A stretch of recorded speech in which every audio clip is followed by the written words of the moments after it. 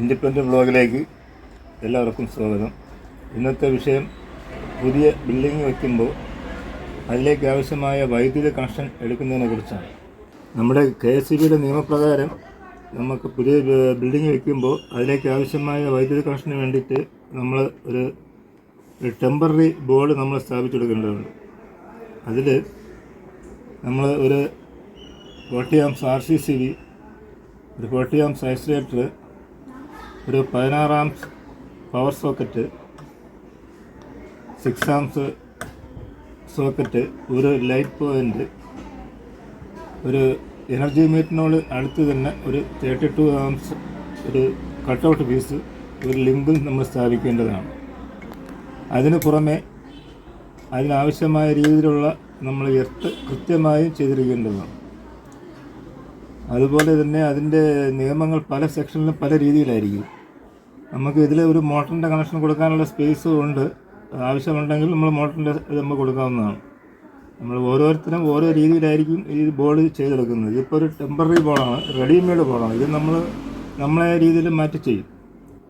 പിന്നെ നമ്മൾ ബിൽഡിങ്ങിന് ഇതിൻ്റെ പണി ആരംഭിക്കുന്നതിന് മുമ്പ് തന്നെ ഒരു ഇലക്ട്രിക്കൽ ഒരു കോൺട്രാക്ടറുമായിട്ട് ബന്ധപ്പെട്ട് നമ്മൾ ആ ബോർഡ് സ്ഥാപിക്കുന്നതിനുള്ള കാര്യങ്ങൾ ചെയ്തു തീർക്കണം.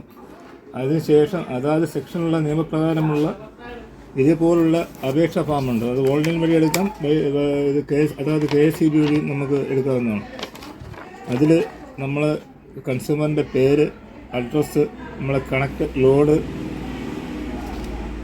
കൺസ്യൂമറുടെ ഫോട്ടോ, ലാൻഡ് റവന്യൂയുടെ ഒരു കോപ്പി, ആധാറിൻ്റെ കോപ്പി എന്നിവയെല്ലാം ഇതിൽ നമ്മൾ ചേർക്കേണ്ടതാണ്. അതിന് പുറമെ നമ്മൾ എത്ര ലോണാണ് ഇതിൽ ചെയ്തിരിക്കുന്നതെന്ന് കാണിക്കുന്ന അപേക്ഷ ഫാമിൽ ഇതിനകത്തൊരു ഇതുണ്ട്. അത് കൃത്യമായി നമ്മൾ ലോഡ് അതിൽ എഴുതിയതിന് ശേഷം കോൺട്രാക്ടർ സീല്, സൂപ്പർവൈസറുടെ സീല്, വയർമാൻ്റെ സീലെല്ലാം അതിൽ ഇട്ട് അവർ സൈൻ ചെയ്യേണ്ടതാണ്. അംഗീകൃത ഒരു കോൺട്രാക്ടർ വേണം ഇതെല്ലാം ചെയ്യേണ്ടത്. നല്ല പരിചയമുള്ള ഒരാളെ വേണം ഇത് ഏൽപ്പിക്കുക. അതിനുശേഷം നമ്മൾ ഈ വർക്ക് ചെയ്തതിന് ശേഷം നമ്മൾ വൈദ്യുതി ഭവനിൽ ഈ അപേക്ഷ സമർപ്പിക്കേണ്ടതാണ്. അപ്പോൾ അത് അപേക്ഷ സമർപ്പിച്ചതിന് ശേഷം നമുക്കിത് എനർജി മീറ്റർ അവർ കൊണ്ടുവന്ന് വയ്ക്കും. എസ്റ്റിമേറ്റ് എടുത്തതിന് ശേഷം ഈ ബിൽഡിങ്ങിൻ്റെ ഫുള്ള് പണി പൂർത്തിയായതിന് ശേഷം നമുക്ക് ഈ എനർജി മീറ്ററിനെ നമുക്ക് കൺസ്യൂമർ പർപ്പസിലേക്ക്, ഡൊമസ്റ്റിക് പർപ്പസിലേക്ക് ആക്കാൻ പറ്റും. ഇതിപ്പോൾ നമുക്ക് വരുന്ന കൺസ്ട്രക്ഷൻ പർപ്പസാണ്, 7A താരിഫാണ്. ഇതൊന്നും എല്ലാവരും ശ്രദ്ധിക്കേണ്ടതാണ്. കാര്യം താരിഫ് നമുക്ക് പിന്നെ മാറാൻ പറ്റും. നമുക്ക് ഒരു ബിൽഡിങ്ങിൻ്റെ മൊത്തം കണക്കുകളോട് കൊടുത്തതിന് ശേഷം നമുക്ക് താരിഫ് മാറാൻ പറ്റും. ഇതാണ് ഇന്നത്തെ എൻ്റെ വീഡിയോ. എൻ്റെ ഈ വീഡിയോ ഇഷ്ടമായെങ്കിൽ ലൈക്ക് ചെയ്യുക, കമൻറ്റ് ചെയ്യുക, ഷെയർ ചെയ്യുക, ബെൽ ബട്ടൺ അമർത്തുക. Thank you.